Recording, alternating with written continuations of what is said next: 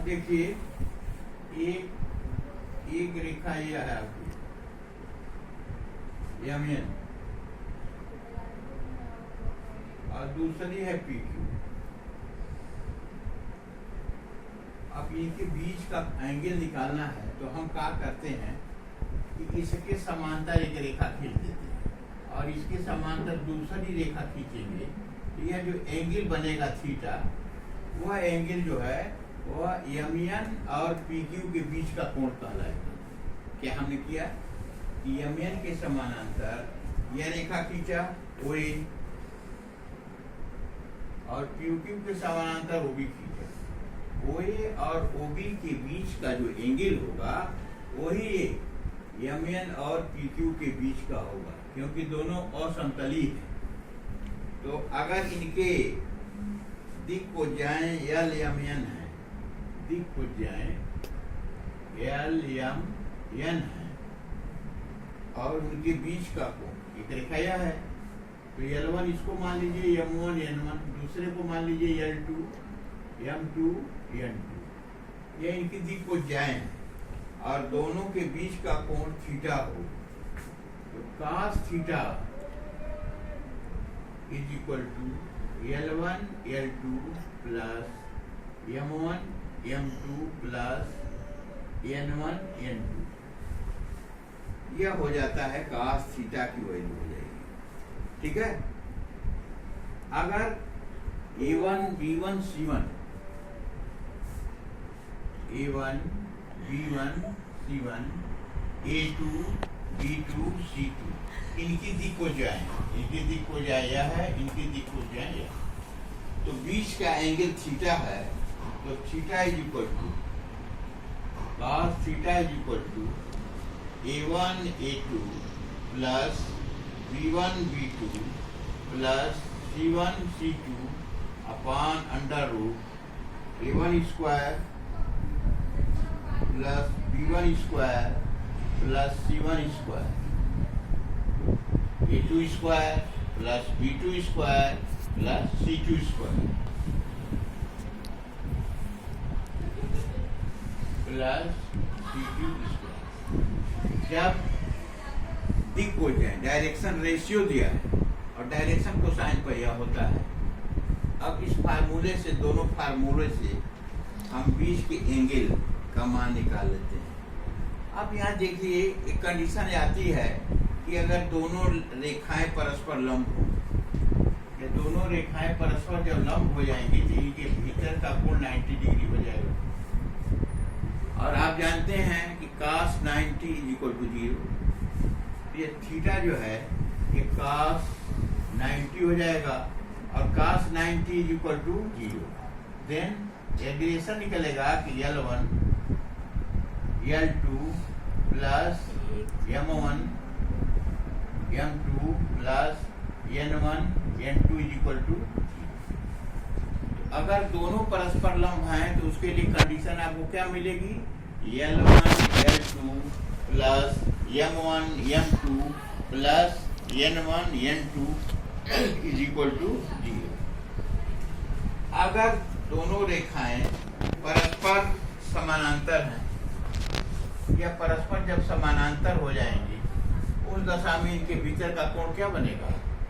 नहीं बन 0 बनबे नहीं करेगा, तो cos का मान 1/0 हो जाता है। उस दशा में इनसे में रिलेशन यह हो जाता है कि L1 upon L2 is equal to M1 upon M2 is equal to N1 upon N2। यह लंब का है, ये लंबवत होने का है, यह समानांतर होने का प्रतिबंध है। तो दो प्रतिबंध आप जान गए कि एक दूसरे के ऊपर लंबवत हो या एक दूसरे के ऊपर समानांतर हो। ठीक है। अब इसी तरीके से यहाँ पे देखिए, अगर डायरेक्शन दिक को जाओ में भी उसी तरीके से हो जाएगा। A1 A2 plus B1 B2 plus C1 C2 बराबर 0 हो जाएगा, तो दोनों रेखाएं परस्पर लंब अर्थात उनके बीच का कोण 90 होगा। और अनुपात जो A1 upon A2 is equal to B1 upon B2 is equal to C1 upon C2 होगा, तो दोनों एक दूसरे के समानांतर होंगे। ठीक है, अब इससे रिलेटेड हम एक क्वेश्चन आपको बताएंगे, ध्यान से देखिएगा।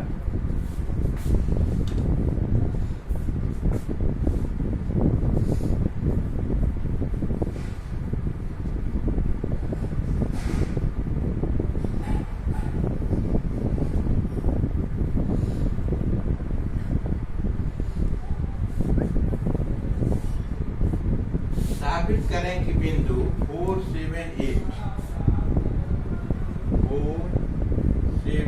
8 तथा 2, 3, 4 एवं बिंदु -1,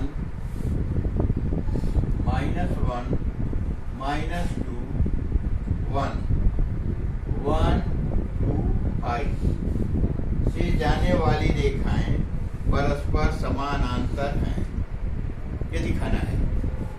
इससे होकर जाने वाली और इनसे होकर जाने वाली रेखाएं परस्पर समानांतर हैं। अब हम इनकी दिक्कोज्याएं निकालेंगे, दोनों की दिक्कोज्याएं निकालेंगे। A1, मान लीजिए कि यह कोई बिंदु A है और यह कोई बिंदु B है, यह C है और यह AB रेखा की दिक्कोज्याएं A1, B1, C1 हो और CD रेखा की दिक्कोज्याएं A2, B2, C2। अब इनको हम ज्ञात करते हैं। आप जानते हैं कि दिक्कोज्याएं क्या होती हैं? x2 - x1, y2 - y1, z2 - z1। यहाँ से निकालिए आप, या x1 - x2 कर सकते हैं।